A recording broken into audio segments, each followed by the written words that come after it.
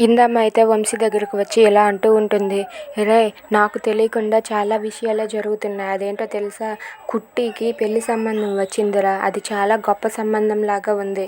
ఎలాగైనా సరే ఈ పెళ్లి సంబంధాన్ని మనం చెడగొట్టాలి. నీ పోలీస్ పవర్ అంతా ఉపయోగించి ఆ కుట్టిని నలుగురిలో ఏడ్చేటట్టు చేయాలిరా. నలుగురు నానా మాటలు అనేటట్టుగా చెయ్యాలి. నువ్వేం చేస్తావో నాకు తెలీదు. కుట్టికి ఈ పెళ్లి జరగకూడదు, జరగకుండా ఆగిపోవాలి.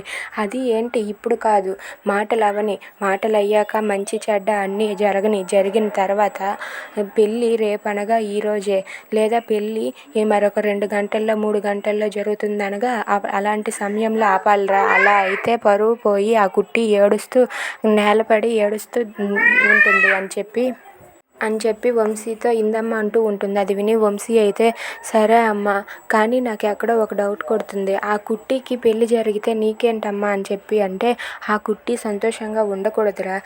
ఇప్పుడు ఉన్న జీవన అసలైన జీవన కాదు అని నాకు తెలుసు అని ఆ కుట్టికి తెలుసు. ఆ కుట్టియే అసలైన జీవన అని నాకు తెలుసు. తను ఈ ఇంటి వారసురాలుగా ఏదో గొప్పగా సాధిద్దాం అనుకుంటుంది. తను ఈ ఇంటి వారసురాలుగా ఉండకూడదు అంటే అదే జరగలరా.